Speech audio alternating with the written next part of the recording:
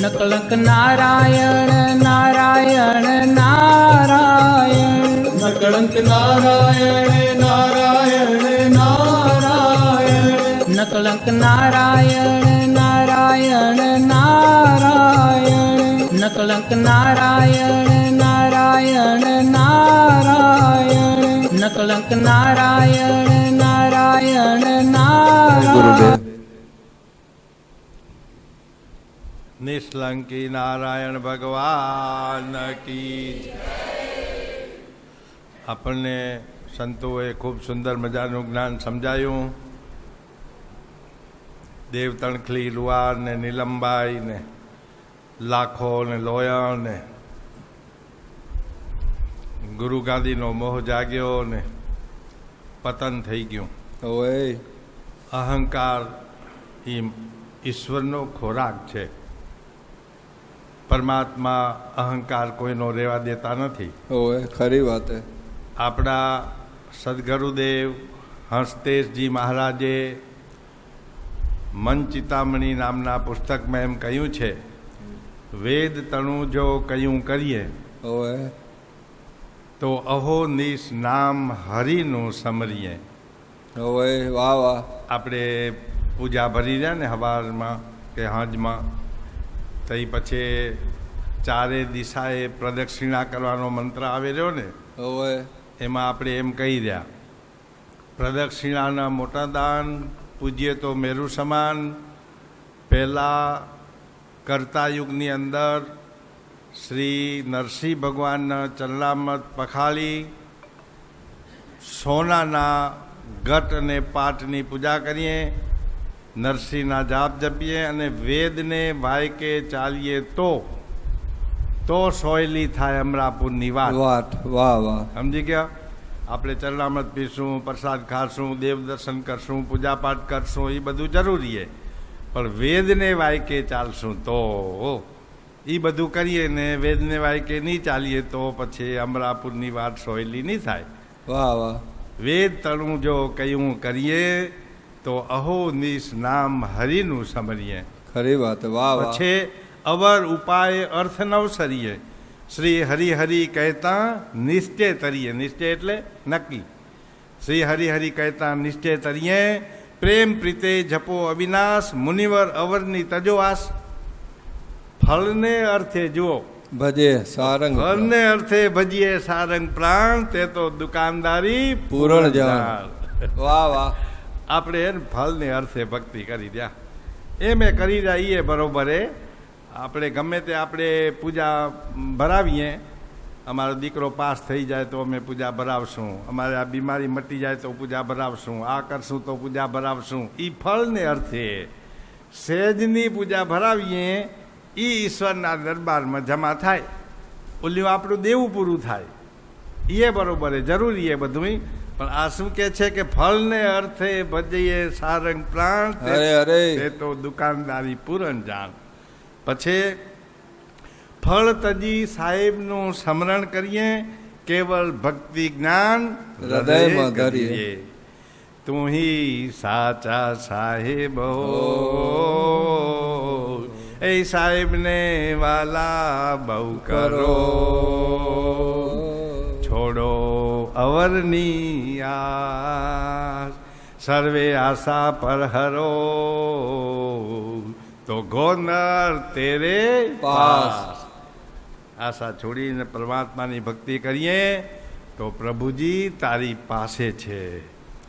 હવે આપણે ડાયા બાપા આખી સમાજના પ્રમુખ અહીંયા હાજર રહે.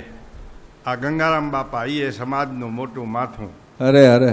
પછી મહિલા સંઘના પ્રમુખ ભગવતીબેન હે, એટલે આખું મહિલા સંઘ આવી ગયો ગણાય. ઓય પ્રમુખ આવે એટલે આખા સંઘ આવી ગયા. ખરી વાત. ડાયો બાપુ આવે એટલે આખો સમાજ આવી ગયો. તો આની પરવાનગીથી હું એમની પરવાનગીથી હું આપણે ગુરુ માતા આવ્યા છે તે એમની પાસે થોડી વાર આપણે સત્સંગ સંસ્કારની બે વાતો કરશે, એ આપણે સાંભળીએ. વાહ વાહ. ડાય બાપા. વક્રતુંડે મહાકાય સૂર્યકોટિ સમપ્રભ નિર્વિઘ્नं કરું મે દેવ સર્વકાર્યેષુ સર્વદા.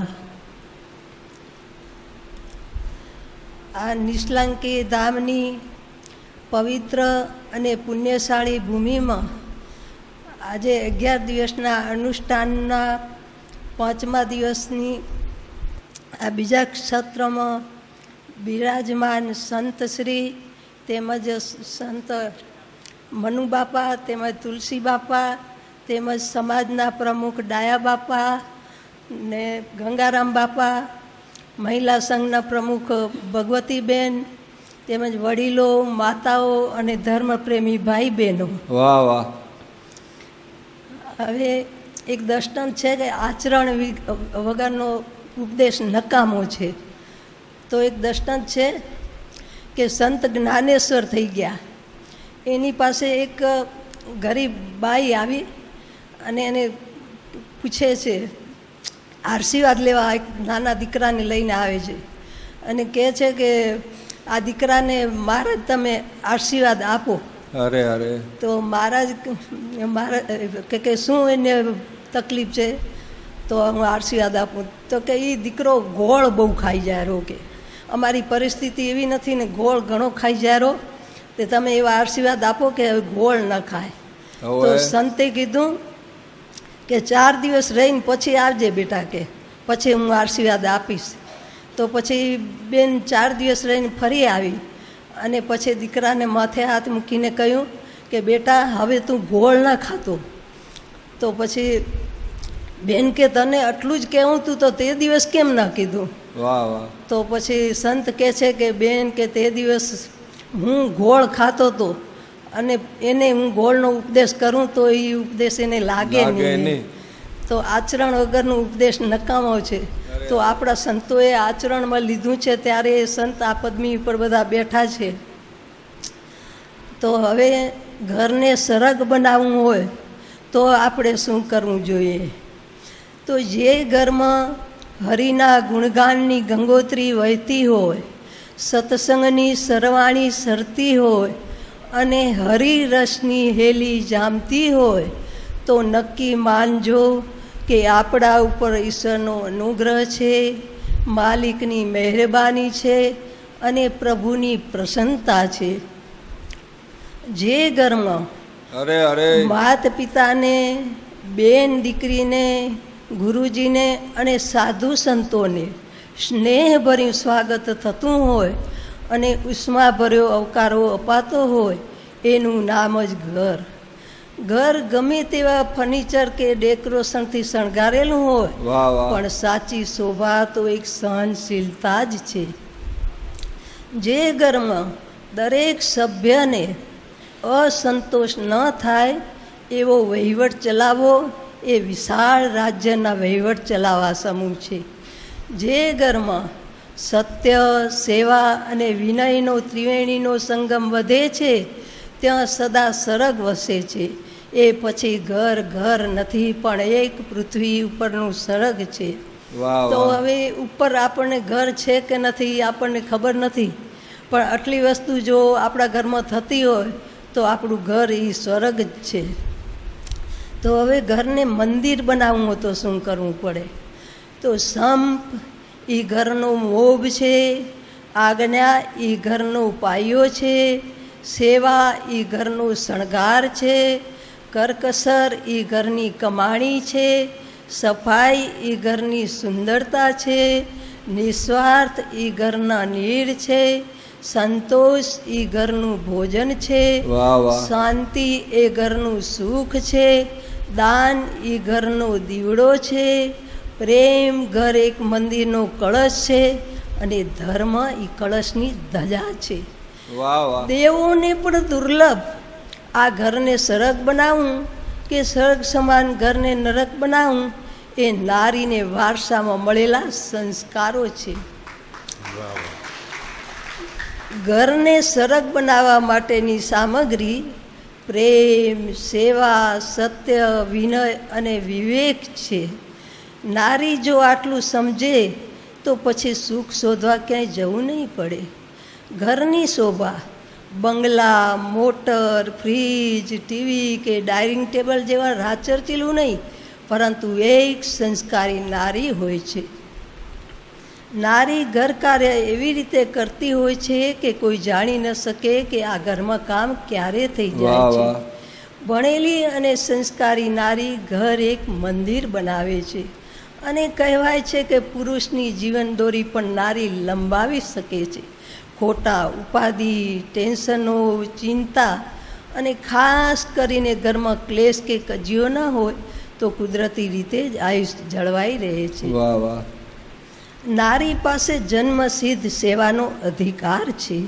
પરિવારમાં નાના મોટા બધા જ પ્રત્યે સુખ સુવિધા અને સમય સાચવવાની વિરાટ ભાવના હોય અને આંખને ઈશારે કામ કરવાની બુદ્ધિમતા હોય તો વડીલોના આશીર્વાદના અમીજણ સદા વહેતા રહે છે અને સુખના કમાળ સદા બહાર ખીલે છે.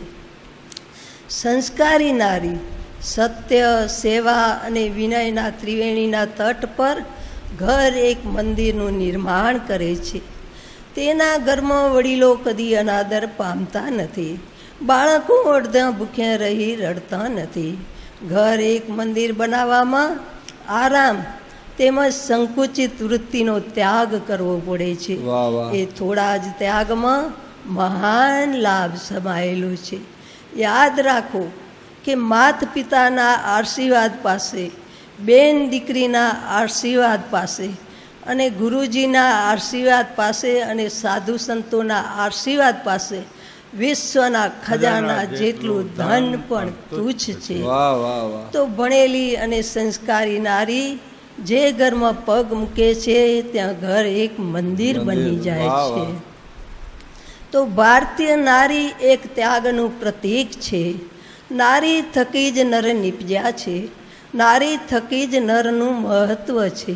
અને એટલા માટે જ એક શ્લોકમાં કહ્યું છે, જત્ર નારી યસ્તુ પૂજનતે રમનતે તત્ર દેવતા. જે ઘરમાં નારીનું સન્માન થાય છે તે ઘરમાં દેવતાઓ નિત્ય નિવાસ કરે છે. વાહ, તો વાહ. કેટલો બધો નારીનો મહિમા ગાયો છે. અને એક સાખીમાં પણ કહ્યું છે, હે જનની જણતો ભક્તજન કાંદાતા કસૂર નહીં તો રે જે વાજણી અને મત ગુમાવીશ નૂર. હે નારી તું નારાયણી જ અને નારી રતનની જ ખાણ. નારી થકી નરયો ધર્યા એવા ધ્રુવને પ્રહલાદ. તો આપણા દેશમાં દેવકીજી અને કૌશલ્યા જેવી નારી ના હોત તો રામ અને કૃષ્ણ ના હોત. જો રામ અને કૃષ્ણ ના હોત તો ગીતા, ભાગવત અને રામાયણ જેવા ગ્રંથો ના હોત. જો ગીતા, ભાગવત અને રામાયણ જેવા ગ્રંથો ના હોત તો માણસ જીવનમાં દિવ્ય જ્ઞાન પ્રાપ્ત ના થયું હોત. જો માણસ જીવનમાં દિવ્ય જ્ઞાન પ્રાપ્ત ના થયું હોત તો માણસ જીવનનું અધપતન થઈ જાત. તો જીવનને દિવ્ય સીમા ઉપર પહોંચાડનાર પણ મૂળમાં એક નારી જ છે. વાહ વાહ. તેઓએ સમાજ માટે ત્યાગ આપેલ છે, તેથી તેને ત્યાગની મૂર્તિ કહી છે. જે નારીમાં ત્યાગની ભાવના છે તે નારી પૂજનીય છે. તો માતાઓએ પોતાના બાળકોને સારા સંસ્કાર આપવા જોઈએ, જેથી કરીને સુદૃઢ સમાજનું નિર્માણ કરી શકાય. અને એક કહેવતમાં પણ કહ્યું છે કે એક માતા 100 શિક્ષકની ગરજ સારે છે. તો જેટલું શિક્ષણ 100 શિક્ષક ન ભણાવી શકે એટલું શિક્ષણ એક માતા પોતાના બાળકને ભણાવી શકે છે. તો સ્ત્રી એટલે જનની, જનની એટલે પ્રેમ, જનની એટલે મૃદુતા. પ્રેમ, મૃદુતા અને ત્યાગના ત્રિવેણીના તાર પર ફરવાર સજાયેલી સ્ત્રી પોતાનો સ્વધર્મ ચૂકે કે અપનાવે. માતા તો પ્રેમ ઘટાડે કે પ્રેમને વધારીને નંદવંદન બનાવે. વાહ વાહ. તો માતાઓએ ઊંચ આસન પર બેસી મહાન કાર્ય અને મહાન વિચાર કરવા જોઈએ. તો ભૂલી ગયા આપણે ઋષિ મુનિઓની પરંપરાને અને અટવાઈ ગયા જૂઠા આડંબરોમાં. તો એ ઋષિ મુનિઓની પરંપરાને આપણે ફરીથી જીવિત કરવી પડશે અને એમના માટે આપણે માતાઓએ જાગૃત થવું પડશે. તો આપણા માતાઓના બે કામ મુખ્ય છે. અરે અરે એક તો છે બાળકને જન્મ આપવાનું અને બીજું કામ છે રસોઈ બનાવવાનું. જો આપણે રસોઈ ભગવત ભાવથી અને સાત્વિક વિચારથી બનાવશું તો એનામાં પણ એવા ગુણ પેદા થશે. અને બાળકને જન્મ આપવામાં જો આજના માત પિતા એવું પહેલેથી જ એવું જીવન સત્સંગી જીવન જીવે, સત્શાસ્ત્રોનું વાંચન કરે અને પછી અતિશય પરમાત્માનું સ્મરણ કરે અને પછી 12 વાગ્યા પછી અને 3 વાગ્યા પહેલાં જે ગર્ભ ધારણ કરે છે તો એને મુખે કોઈક દીકરો હોય તો એ દીકરાની તાકાત નથી કે દારૂને અડ્ડે ઊભો રહી શકે. વાહ. એ દીકરાની તાકાત નથી કે બીડી તમાકુ કે ગુટકા ખાઈ શકે. અને દીકરી હોય તો દીકરીની તાકાત નથી કે બ્યુટી પાર્લરને દરવાજે ઊભી રહી શકે. એ દીકરીની તાકાત નથી કે હોઠે લાલી લગાડી શકે. તો લાલી મેરે લાલ કો જીત દેખું યુતલાલ,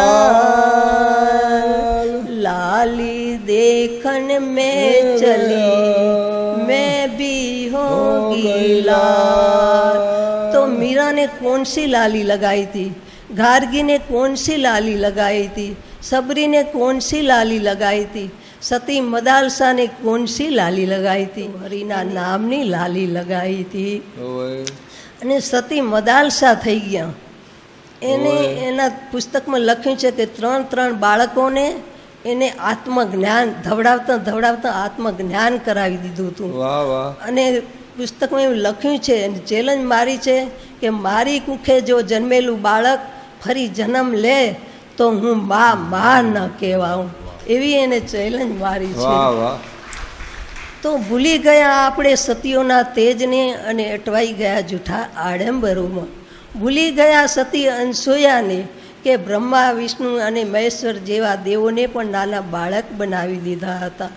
ભૂલી ગયા સતી સાંડીલીને કે જેને ઉગતા સૂરજને પણ રોકી દીધો હતો. ભૂલી ગયા સતી સાવિત્રીને કે પોતાના પતિને યમના પાસેથી છોડાવી લાવી હતી. આ હતું પતિવ્રતા ધર્મનું તપ.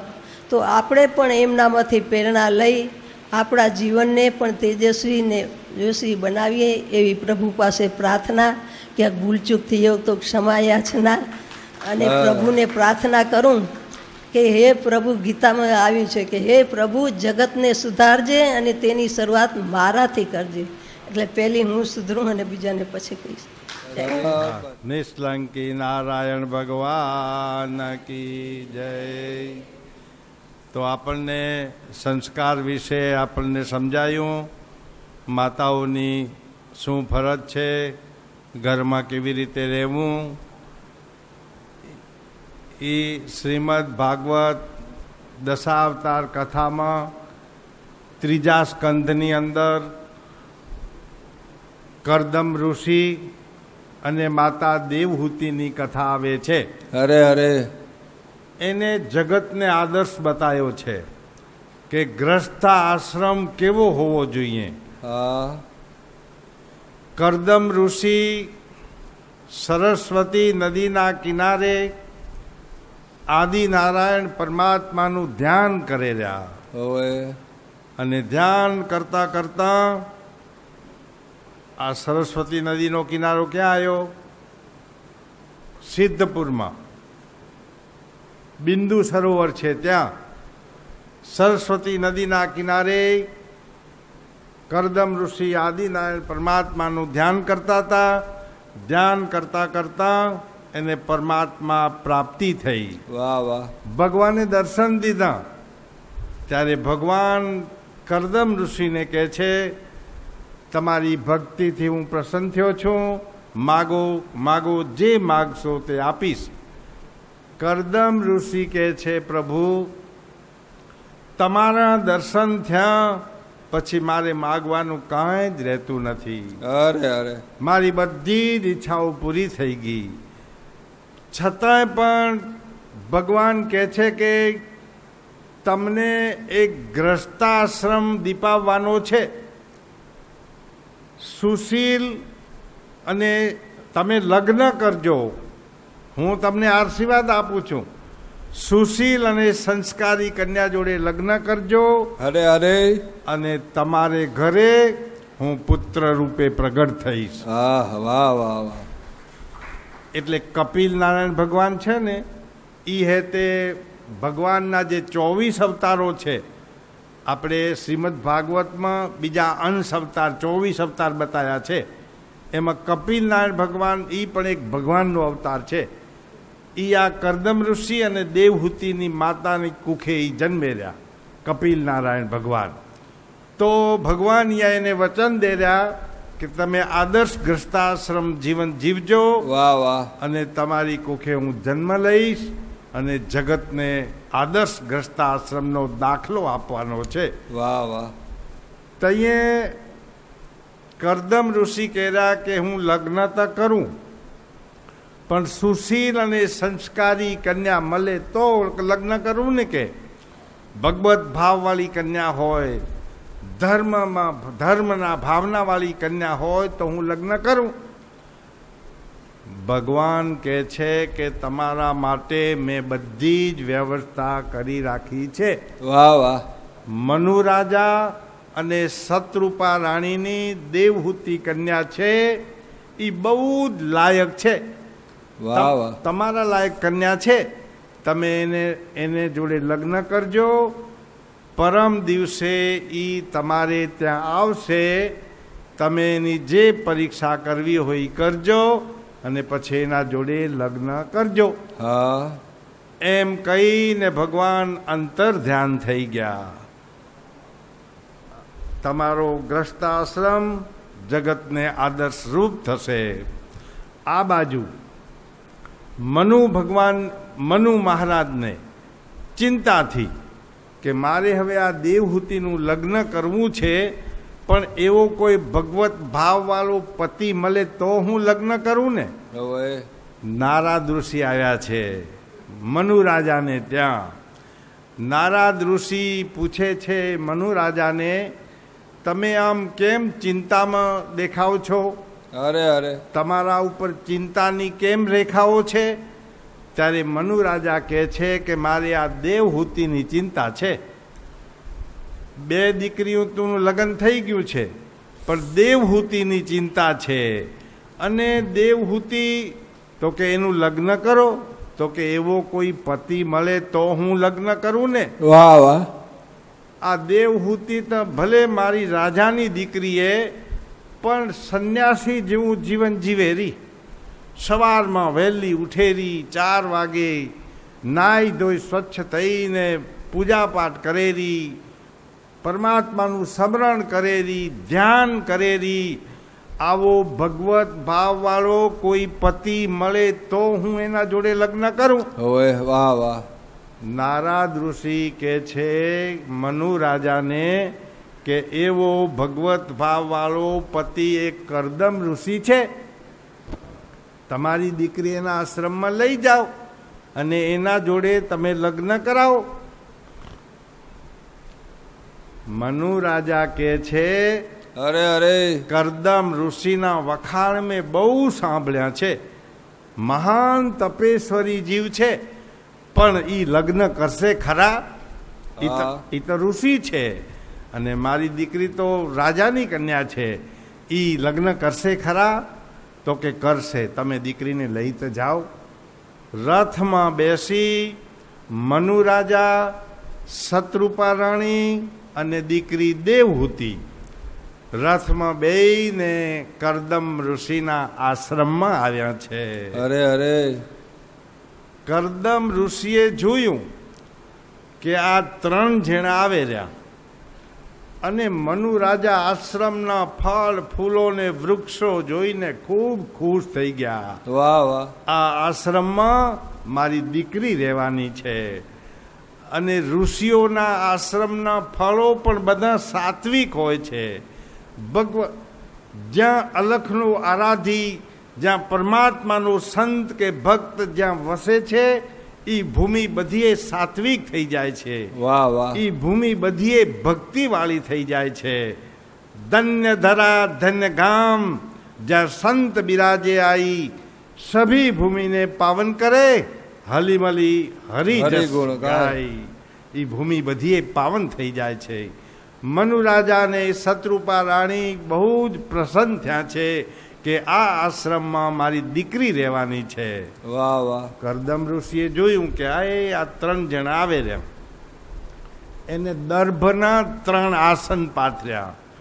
મારે દેવહૂતિની પરીક્ષા લેવી છે, એ સંસ્કારી છે કે કેમ, હા. વિવેકી છે કે કેમ. મારી પરીક્ષામાંથી જો પાસ થશે તો હું એમની જોડે લગ્ન કરીશ. વાહ વાહ. 3 આસન પાથર્યા છે. કરદમ ઋષિએ મનુ રાજાને કહ્યું છે કે આ આસન તમારું છે. મનુ રાજા એ આસન ઉપર બેઠા. શત્રુપા રાણીને કીધું આ આસન તમારું છે. શત્રુપા પણ એ આસન ઉપર બેઠા. પછી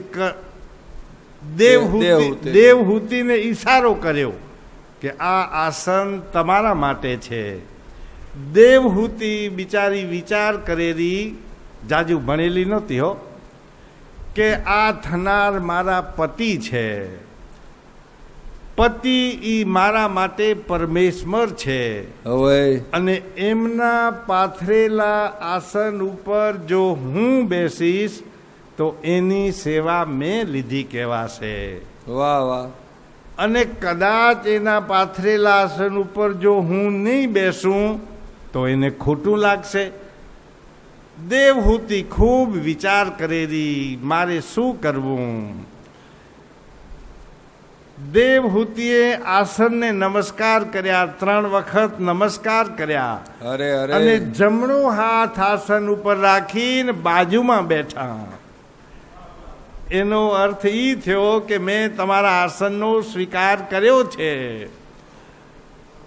લોભ કરો જા તમે બધા. છવા છવા. બસ બસ. આસન ઉપર બેઠા. કરદમ ઋષિએ જોયું છે તો બહુ સંસ્કારી. લગ્નની હા પાડી છે. મનુ રાજા કે છે હું મારી દીકરીનું કન્યાદાન કરવા આવ્યો છું. વાહ વાહ. મારી દીકરી મને તમને સોંપવી છે. કરદમ ઋષિ મહાન યોગી છે હો. એને સાચું કીધું. આજકાલ છે ને બધા પહેલેથી અમૂલ્યું કરે, ના ના મારી ઈચ્છા નથી લગ્ન કરવાની. ઓલા વળી જોર કરે, ના ના કરો ને કરો. પણ કરદમ ઋષિએ સાચું કહી દીધું કે મારી લગ્ન કરવાની ઈચ્છા છે, પણ સુશીલ અને સંસ્કારી કન્યા મળે તો. અને એક શરત છે મારી, હા. કે એક સત્પુત્રનો જન્મ થશે પછી હું સંસાર નહીં ભોગવું. હા. પછી અમે ભાઈ બહેન જેવું પવિત્ર જીવન જીવશું. મારી લગ્ન એક સત્પુત્ર માટે છે. મારી જો આ શરત મંજૂર હોય તો હું લગ્ન કરવા તૈયાર છું. વાહ વાહ. મનુ રાજાએ દેવહૂતિ સામું જોયું. સાંભળો રી શું કહે રહ્યા? એક દીકરો થશે પછી સંસાર નહીં ભોગવે, સંન્યાસ લેશે. બોલ તારી શું ઈચ્છા છે? દેવહૂતિ કે છે એ બરોબર છે, મને મંજૂર છે. હું પણ એવું પવિત્ર જીવન જીવીશ અને મારી કુખે જે દીકરો પેદા થશે એ જગતને આદર્શરૂપ થશે. વાહ વાહ. એવું હું પવિત્ર જીવન જીવીશ. કે લગ્નની હા પાડી છે બંને પક્ષમાં. અને વેદ વિધિ પ્રમાણે બ્રાહ્મણોની સાક્ષીએ કરદમ ઋષિ અને દેવહૂતિના લગ્ન લેવાયા છે. વાહ વાહ વાહ. પછી તો દેવહૂતિ આશ્રમમાં આવ્યા હતા. રાજાની દીકરી હતી. રાજના બધા જ શણગાર ઉતારી નાખ્યા. સોનાથી મઢેલી હતી. સોનાનો બધો ત્યાગ કરી અને હવે ઋષિ પત્ની બની છે. એને ઋષિ જેવું જીવન જીવવાનું શરૂ કર્યું. અરે. કરદમ ઋષિની એટલી બધી સેવા કરી. કરદમ ઋષિ તપસ્યામાં મગ્ન રહે અને દેવહૂતિ પણ એની સેવામાં પરિપૂર્ણ 24 કલાક કરદમ ઋષિની સેવા કરે. પવિત્ર જીવન બંને દંપતીનું. અને કેટલા 10,000 વર્ષ સુધી આ દેવહૂતિએ કરદમ ઋષિની સેવા કરી. અરે અરે. અને સેવા કરતા કરતા દેવહૂતિનું શરીર ગળી ગયું, હા. હાડ પિંજર જેવી થઈ ગઈ. કરદમ ઋષિ આંખ ઊંચી કરીને દેવહૂતિના સામું જોતાય નથી. હા. દેવહૂતિ કહે છે મારે કાંઈ જ જરૂર નથી, મારે તો સેવા જ કરવી છે. 10,000 વર્ષ પછી ઓવે. એક દિવસ કરદમ ઋષિની નજર દેવહૂતિ ઉપર પડી. હા, કેટલી બધી હુકાઈ ગઈ. લગ્ન કરીને આવી તઈ તો શરીર હસપુષ્ટ હતું, હાવ હાડ પિંજર થઈ ગયું છે. કરદમ ઋષિ બહુ જ પ્રસન્ન થયા. એક દિવસ કરદમ ઋષિએ પછી હાથમાં કમંડલ લીધું. હાથમાં કમંડલ લઈને કહે છે હવે મારે સંન્યાસ લેવો છે. દેવહૂતિના પગે વંદન કરીને કહે છે હવે હું સંન્યાસ લઈશ. દેવહૂતિ એમ કહે છે તમે સંન્યાસ લેવો હોય તો ભલે લો, મારી ના નથી. હું તમારા સંન્યાસમાં બાધરૂપ નહીં થાઉં, પણ હું જ્યારે લગ્ન કરીને આવી તે દી તમે એક શરત મૂકી હતી કે એક સત્પુત્ર થશે પછી હું સંન્યાસ લઈશ. હજી દીકરો થયો નથી, છતાંય તમારી ઈચ્છા ન હોય તો મારી કોઈ જ ઈચ્છા નથી. આ તો તમે કહેતા હતા એટલે તમને યાદ દેવડાવું છું. કરદમ ઋષિ દેવહૂતિને કહે છે માગ માગ, માગે તે આપું હું. તારી સેવાથી હું પ્રસન્ન થયો છું. વાહ વાહ. મારી પાસે 10,000 વર્ષના તપસ્યાનું પુણ્યનું પુંજ મારા કને જમા છે. તું જે માગીશ એ આપીશ. બસ મારે કાંઈ જ ન જોઈએ, એક સત્પુત્રની ઈચ્છા છે. વાહ વાહ. કરદમ ઋષિ દેવહૂતિને કહે છે ઓ આ સરસ્વતી નદીમાં તમે સ્નાન કરી આવો. દેવહૂતિ સરસ્વતી નદીમાં સ્નાન કરે છે અને કાયા કંચન વર્ણની થઈ ગઈ છે. કરદમ ઋષિ પણ પોતે એકદમ યુવાન જેવા બન્યા છે. પોતાની યોગ વિદ્યાથી 1,000 વર્ષના તપના પુણ્યનું ફળ અર્પણ કર્યું અને એક વિમાન પેદા કર્યું. વિમાનમાં તમામ સુખ સુવિધાઓના સામગ્ર ભરી, ખાવા પીવાનું મોજ મજા તમામ ભોગ વિલાસના સાધનો વિમાનમાં ભર્યા અને 100 વર્ષ સુધી આમ વિચર્યા. કરદમ ઋષિ અને દેવહૂતિ 100 વર્ષ વિમાનમાં બેસીને આકાશમાં બધે વિચર્યા. એમાં કરદમ ઋષિને 9 કન્યાઓથી કરદમ ઋષિએ વિચાર કર્યો અરે રે રે રે રે, હું બહુ ભોગ વિલાસી જીવન જીવ્યો, મારી તપસ્યા બધી ક્ષીણ થઈ ગઈ. એક દિવસ કરદમ ઋષિને વૈરાગ ઉત્પન્ન થઈ ગયો. ભોગ વિલાસ બંધ કરી અને હાથમાં કમંડલ લઈ અને સંન્યાસ લેવાની તૈયારી કરે છે. ત્યારે દેવહૂતિ ફરી યાદ દેવડાવે છે સ્વામીનાથ તમને સંન્યાસ લેવો હોય તો ભલે લો, પણ હજી એક દીકરો થયો નથી, આ તો 9 દીકરીઓ છે. કરદમ ઋષિ વિચાર કરે છે કે ભગવાન મારે ત્યાં કેમ અવતરતા નથી? મને દર્શન દીધા તદી મને એમ કીધું તું કે તારે ઘરે હું પુત્ર રૂપે અવતરીશ અને કપિલ નારાયણ ભગવાન મારું નામ રહેશે અને તારો ગ્રસ્તાશ્રમ આદર્શ જગતને આદર્શ રૂપ થશે. વાહ વાહ. ભગવાન કેમ આવતા નથી? આ 9 દીકરીઓ આવ્યું. હું ભોગ વિલાસી જીવન જીવ્યો એટલે ફરીથી તપસ્યા શરૂ થઈ. કરદમ ઋષિ ફરીથી તપેશ્વરી જીવન જીવે છે. દેવહૂતિ પણ તપેશ્વરી જીવે છે અને દેવહૂતિના પેટમાં ગર્ભ રહ્યો છે. દેવહૂતિના કપાળ ઉપર તેજ ચમકે છે. કરદમ ઋષિને ખાતરી થઈ ગઈ કે ભગવાન દેવહૂતિના પેટમાં પધાર્યા છે. વાહ વાહ પછી તો પરિપૂર્ણ સમય થયો છે.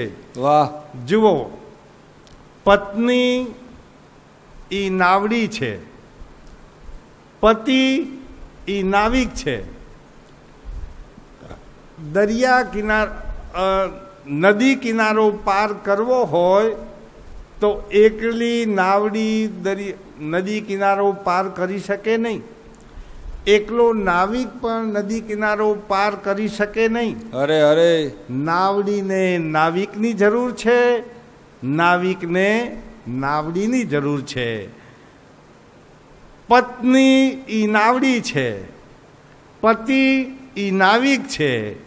એ બંનેના સહયોગથી આ સંસાર સાગર પાર કરી શકાય છે.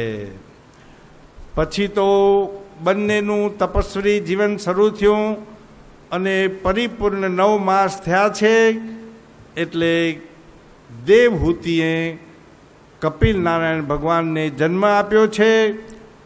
અને કરદમ ઋષિ કહે છે, દેવી, હું તમને એવું એક શરીર આપીશ કે તમને વૃદ્ધાવસ્થા નડશે નહીં. વાહ વાહ પછી તો સંન્યાસ લેવાનું કીધું. તઈ દેવહૂતિ કહે છે કે તમે કહેતા હતા એક દીકરો થશે, તઈ આ તો 9 દીકરી હોય, છતાંય તમારી ઈચ્છા ન હોય તો મારી ઈચ્છા નથી, પણ આ પલટન બધી ઊભી કરીએ ને એને પેલી ઠેકાણે પાડો કે આ દીકરીઓને પહેણાવીને પછી તમે ભલે સંન્યાસ લેજો. વાહ વાહ મારી ના નથી, એ ફરજ હે ને મહારાજ. હવે એ ફરજ છે.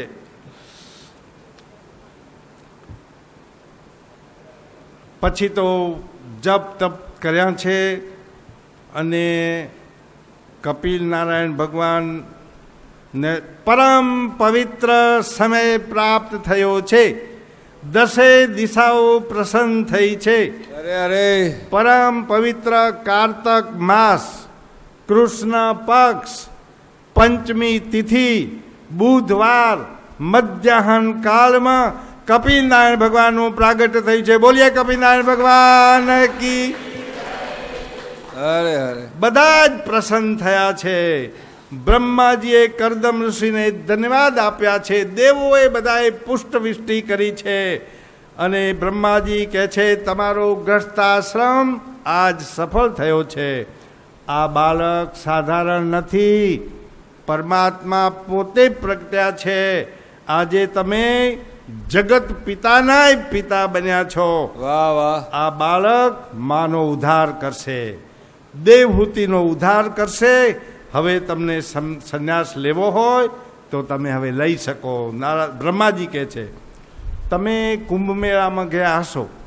કુંભ મેળામાં હજારો સાધુઓ, નાગા બાબાઓ, નિરંજની અખાડો, નિર્વાણી અખાડો, એક અખાડામાં અનેક સાધુ મહાત્માઓ હોય છે. હમણાં પ્રયાગરાજમાં હતા, અમે જોયા અનેક અખાડાઓ હતા. આ અખાડાઓમાં કપિલ દેવની પૂજા થાય છે. બધાય સાધુઓ કપિલ દેવની પૂજા કરે છે. કરદમ ઋષિ કહે છે, પુત્રના જન્મનો મને આનંદ છે, પણ આ 9 કન્યાઓની મારે ચિંતા છે. બ્રહ્માજી કહે છે, તારા ઘેર ભગવાન બિરાજ્યા છે, તારી ચિંતા તારા ભગવાનને છે. હવે તું શા માટે ચિંતા કરે છે? અને બ્રહ્માજી આવ્યા હતા ને તે ભેગી 9 કન્યાઓ લઈ આવ્યા હતા. બ્રહ્માજી સાથે 9 ઋષિઓ પધાર્યા હતા. આની 9 કન્યાઓ હતી અરે અરે કરદમ ઋષિની, અને બ્રહ્માજી 9 ઋષિઓ લઈને અહીંયા આવ્યા હતા. પછી કહે છે, આ બધા 9 ઋષિઓ છે એ તારા જમાઈ થાય. હા વગર આમંત્રણે તારે ઘેર આવ્યા છે.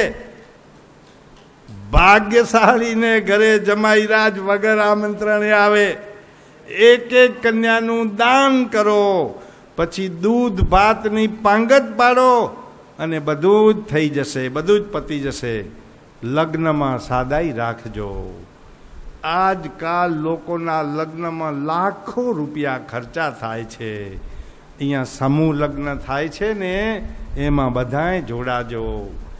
અને તમારે ભગવાને સંપત્તિ આપી હોય તો તમે સત્કાર્યમાં વાપરજો, પણ લગ્નમાં સાદાઈ રાખજો ને સાદાઈથી લગ્ન કરજો.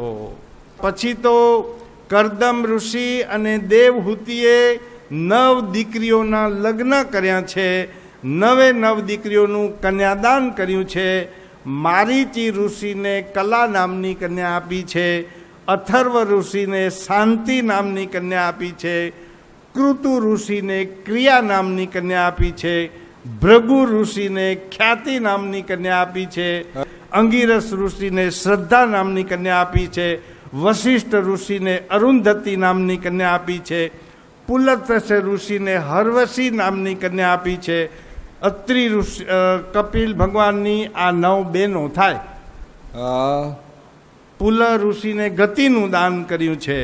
કપિલ ભગવાનની આ 9 બહેનો થાય.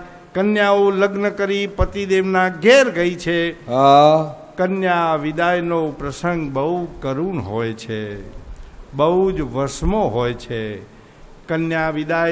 કન્યાઓને વિદાય આપી છે અને પછી ધીરે ધીરે કપિલ નારાયણ ભગવાન મોટા થયા છે અને માતા દેવહૂતિને ઉપદેશ કર્યો છે.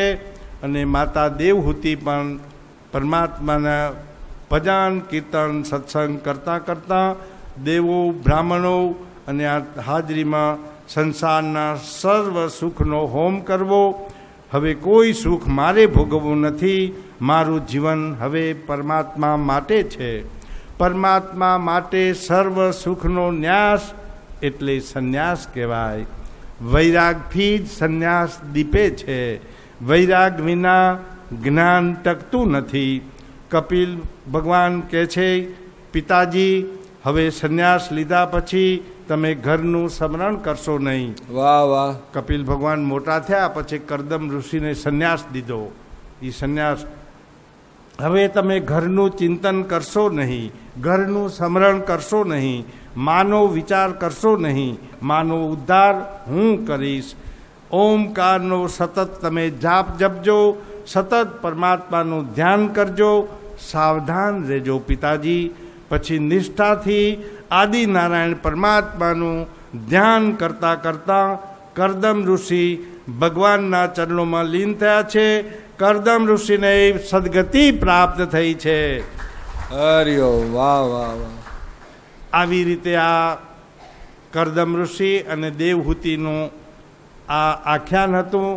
આ શ્રીમદ ભાગવત દશાવતાર કથામાં આ જગતને આદર્શરૂપ થવા માટે આ આખ્યાન હતું. વાહ વાહ. હવે આપણે એક આપણા ભારત દેશની અંદર વિદ્યાપતિ કરીને એક પંડિત થઈ ગયા. હા ગ્રસ્તી હતા, વેદોના જાણકાર અને શિવ ભગવાનના ઉપાસક. શિવ ભગવાનની ખૂબ ભક્તિ કરે, રાત દિવસ ભક્તિ કરે. ઓમ નમો શિવાય, ઓમ નમો શિવાયના જાપ જપે. નામ જપના ડુંગરા ખડકી દીધા. એક અને શ્રાવણ માસમાં નકરા ઉપવાસ કરે બંને દંપતી. અરે અરે. શિવલિંગ ઉપર દૂધ ચડાવે, બિલીપત્ર ચડાવે, જળ ચડાવે.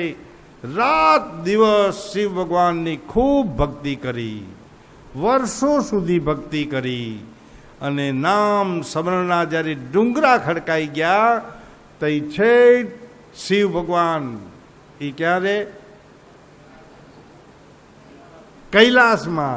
કૈલાસમાં શિવ ભગવાનને નાદ સમજાયો.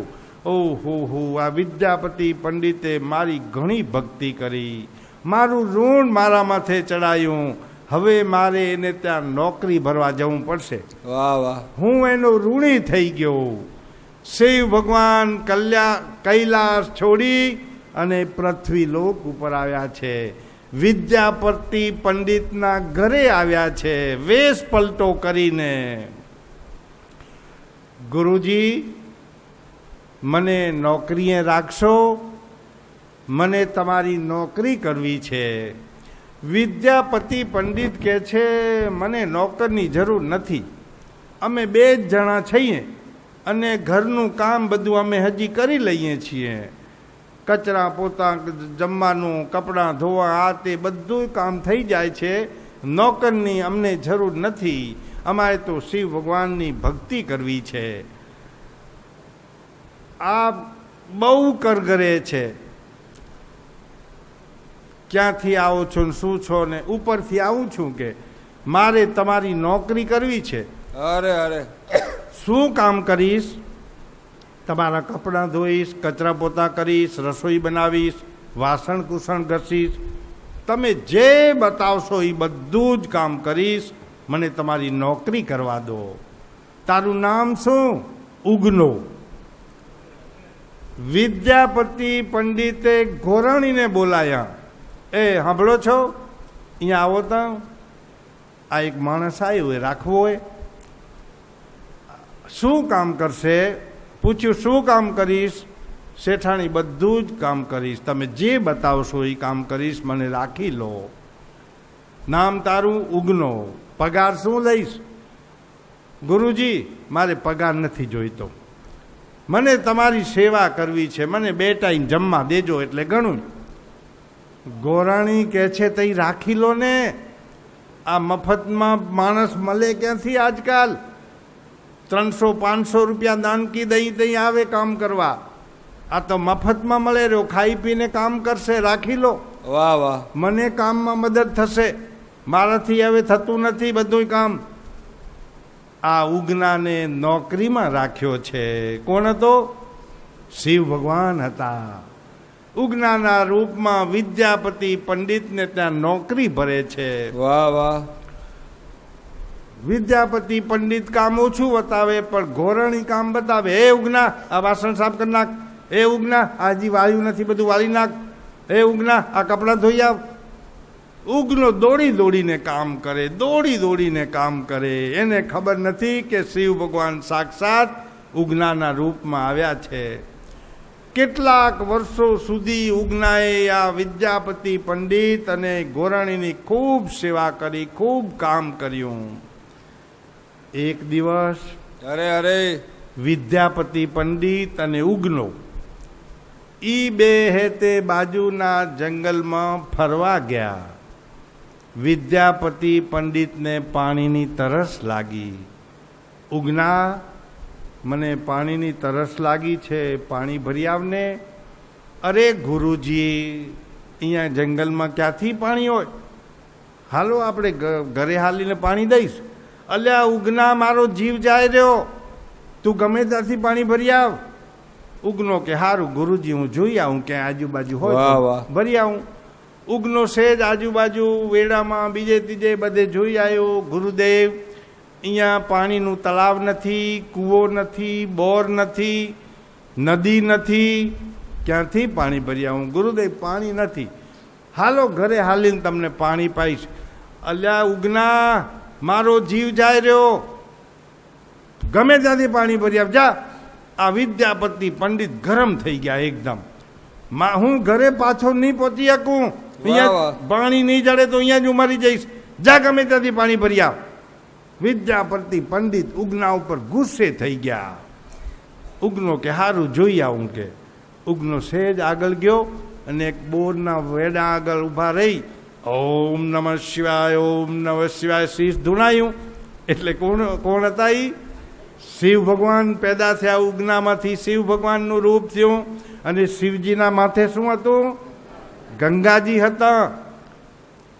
એ ગંગાજી હે ને એની એ કથા શ્રીમદ ભાગવતમાં આવેલી. હું ટૂંકમાં કહું, 6 પેઢી તપ કર્યું ને તઈ ગંગાજી એ અહીંયા પૃથ્વી લોક ઉપર આવ્યા. ગંગાજી હે ને સ્વર્ગમાં હતા. ગંગા નદી સ્વર્ગમાં હતી. એ કોઈક રાજાએ એના પુત્રો મૃત્યુ પામ્યા હતા. તે એને એમ કીધું કે ગંગાજીનું પાણી જો આને અડકે તો આ પુત્રો જીવતા થાય. વાહ વાહ. તેને તપ કર્યું ગંગાજીને પૃથ્વી ઉપર લઈ આવવા માટે. 1 પેઢી, 2 પેઢી, 3 પેઢી, 4 પેઢી, 6ઠી પેઢીએ ભગીરથ ઋષિ એને તપ કર્યું તઈ ગંગાજી પ્રગટ થયા. 6 પેઢીનું તપ થયું તઈ ગંગાજી પ્રગટ થયા. અરે અરે માગો માગો માગો ઈ દઉં. તઈ ભગીરથ ઋષિ કહે છે કે તમે પૃથ્વી ઉપર પધારો, સ્વર્ગ મૂકીને પૃથ્વી ઉપર બેહો તમે. ગંગાજી કે હું પૃથ્વી ઉપર આવવા તૈયાર છું, પણ મારો પાણીનો પ્રચંડ ધોધ ઉપરથી પડશે એટલે એટલી બધી ધાર હશે, હું સીધી પૃથ્વી ચીરીને પાતાળમાં પહોંચી જઈશ. એટલો મારો પ્રચંડ પ્રવાહે મારો ધોધને ઝીલશે કોણ? નકર પૃથ્વી વિંધીને સીધી પાતાળમાં હું ઉતરી જઈશ. વાહ વાહ મારો જો ધોધ કોક ઝીલી શકે તો જ હું નીચે આવું. વાહ વાહ ઈ ધોધ કોણ ઝીલે? શિવ ભગવાન ઝીલે. શિવ ભગવાનની આરાધના કરી, શિવ ભગવાન પ્રગટ થયા. શિવજીને કહે છે ગંગાજી પૃથ્વી ઉપર આવવા તૈયાર છે, પણ એ પાણીનો ધોધ તમે ઝીલો તો. શિવ ભગવાન કે ભલે હું ધોધ ઝીલી લઈશ, પાતાળમાં જવા નહીં દઉં. હું કે ગંગાજીને કરો આદેશ, મારા મસ્તક ઉપર આવે પછી હું પૃથ્વી ઉપર ઉતારી દઈશ. કે આ ભગીરથ ઋષિએ ગંગાજીને આજ્ઞા કરી કે તમે શિવજીના મસ્તક ઉપર તમે તમારો ધોધ પાડો. અરે અરે ગંગાજી એવો પ્રચંડ ધોધ કર્યો અને શિવજીએ એવું પ્રચંડ રૂપ લીધું કે ગંગાજી શિવજીની જટામાં ને જટામાં આમ અટવાઈ ગયા, પૃથ્વીમાં ઉતર્યા જ નહીં. ઓલા ભગીરથ ઋષિ કે ગંગાજીને નીચે ઉતારો, તો કે મને ઠંડક હારી લાગે રહી. કે ગંગાજી માય ને માય અટવાઈ ગયા, શિવજીની જટામાં નીચે ઉતર્યા જ નહીં. તઈએ આ ઓલા ભગીરથ ઋષિ કહે છે કે તમારી ઠંડક આરું ગંગાજી નીચે નથી ઉતાર્યા, મારા પુત્રોને જીવતા કરવા માટે. તઈ પછી રજા દીધી, તે ગંગાજી નીચે વહેવા માંડ્યા. વાહ વાહ એટલે શિવજીના મસ્તક ઉપર ભગીરથ ગંગા કહેવાય. ભગીરથ ઋષિએ ગંગાને ઉતારી. એટલે હવે ગંગાજી શિવજીના મસ્તક ઉપર હતા એટલે ઓલા ઉગ્નોમાંથી શિવજી થઈ ગયા ને ઓમ નમઃ શિવાય શીશ ધૂણાયું એટલે ગંગાજીની ધાર આમ વછૂટી. આમ પાત્રમાં જળ ભર્યું, જળ ભરીને પાછા હતો એવો ઉગ્નો થઈ ગયો શિવજીમાંથી. અને આયા અહીંયા કને વિદ્યાપતિ પંડિત કને, લો ગુરુદેવ તમારું પાણી ભરી આવ્યો. આ ગુરુદેવે પાણી પીધું. આ હા હા હા ઉગના, આવું પાણી તું ક્યાંથી ભરી આવ્યો? આ તો સ્વર્ગના અમૃત કરતાંય મીઠું હે. મારી જિંદગીમાં આવું પાણી મેં કદીએ નથી પીધું. મારી તરસ તો મટી ગઈ, પણ મારી ભૂખે મટી ગઈ. ઉગના તું કે આ પાણી તું ક્યાંથી ભરી આવ્યો? વાહ વાહ હમણાં હજી તું કહેતો તો કે અહીંયા નદીએ નથી, તળાવે નથી, કૂવોય નથી, ક્યાંથી ભરી આવ્યો પાણી? ઉગનો કે ગુરુદેવ એ તમે ના પૂછો ને તો સારું હોય. નાના મને કે મારો નોકર થઈને, મારો ચેલો થઈને કહેતો નથી. એકદમ ગુસ્સે થઈ ગયા. ગુસ્સે થઈ ગયા એટલે પછી ઉગનો કે છે તો સાંભળી લો હવે તમે, હવે હું કહું રહ્યો એ સાંભળજો તમે. અલ્યા તું મારામાં આજે કેમ આમ કડક થઈને બોલો રહ્યો? હવે ભાષા બદલીએ. અત્યાર સુધી હું મર્યાદામાં રહ્યો હતો, અરે અરે તમે કડક થાવ રહ્યા તે હું ભાષા બદલું રહ્યો, હું કડક થઈશ. કે જોજો હવે હું કોણ છું. ઓમ નમો શિવાય કર્યું ને શિવ ભગવાન ઉગનામાંથી પ્રગટ થઈ ગયા. આ વિદ્યાપતિ પંડિત કે છે હો પ્રભુ તમે નોકરનું રૂપ લઈને મારે ત્યાં સેવા કરી. આમ સાષ્ટાંગ દત્ત એના પગ પકડી લીધા વિદ્યાપતિ પંડિતે. પ્રભુ તમને હું ના ઓળખી શક્યો. વાહ વાહ તમે સાક્ષાત શિવશ્રી હશો મને ખબર નહીં. શિવ ભગવાન કહે છે વિદ્યાપતિ પંડિતને તારી ભક્તિ એવી હતી, તે રાત દી મારી ભક્તિ કરી, શિવના જાપ જપ્યા, એટલે મારે તારી ત્યાં નોકરી ભરવી પડી. ઉગના એટલે હું ઉગનાના રૂપમાં તારી ત્યાં મેં નોકરી ભરી. પણ જો ઓલા શિવજી કહે છે કોઈને કહેતો નહીં કે હું શિવજી છું, મને તારી નોકરી કરવા દેજે. જે દી તેમ કીધું કે હું શિવ ભગવાન છું, તદી તારા ને મારા સંબંધ પૂરા થઈ જશે. પાછો હતો એવો ઉગનો થઈ ગયો. તઈ ઓલા વિદ્યાપતિ ઓલા કહે છે, શિવ ભગવાન કહે છે તું કોઈને કહેતો નહીં કે હું શિવજી છું. હતો એવો ઉગનો થઈ અને વિદ્યાપતિ પંડિત ને ઉગનો ઘરે આવ્યા. અરે અરે હવે આ વિદ્યા પંડિતની દશા આખી બદલાઈ ગયો. એને ખબર પડી ગઈ ને આ શિવજીએ કામ ન બતાવે. આના પહેલાં એઠી થાળીમાં આ વિદ્યાપતિ પંડિત ખાઈ લે ને પછી એની એઠી થાળીમાં ઉગનો ખાતો. પણ જઈ આ ખબર પડી ગઈ કે આ શિવ ભગવાન છે તઈ વિદ્યાપતિ પંડિત ઉગનાને કહે છે પહેલું તું ખાઈ લે, તારી એઠી થાળી મને દે, મારી બુદ્ધિ સુધરે. પછી એની એઠી થાળીમાં વિદ્યાપતિ પંડિત ખાય, કાંઈ કામ ના બતાવે, ઘોરણી બધું બતાવે. એને ખબર નહોતી, એ તો ઉગનો જ સમજતા હતા. એ એને વઢીને કામ, એ ઉગના આમ કરને તેમ કરને. હવે ગુરુજી તારા કામ નથી બતાવતા ને તું આવો થઈ ગયો ને તેવો થઈ ગયો ને એને વઢે. હવે એકદમ એક દિવસ વિદ્યાપતિ પંડિતની ઉગનાની એઠી થાળીમાં વિદ્યાપતિ પંડિત ખાતા હતા અને આ ઘોરણી જોઈ ગયા. હા ઘર વટલાવી નાખ્યું. 2 બદામનો નોકર થઈને ગુરુજીને એઠી થાળીમાં ખવડાવો રહ્યો. એકદમ ઘોરણી ગુસ્સે થઈ ગયા. એને ખબર નહીં કે આ શિવ ભગવાને હાવરનો પરેતો લઈને મંડ્યા માથામાં મારવા. 1, 2 ને 3 ઘર વટલાવી નાખ્યું.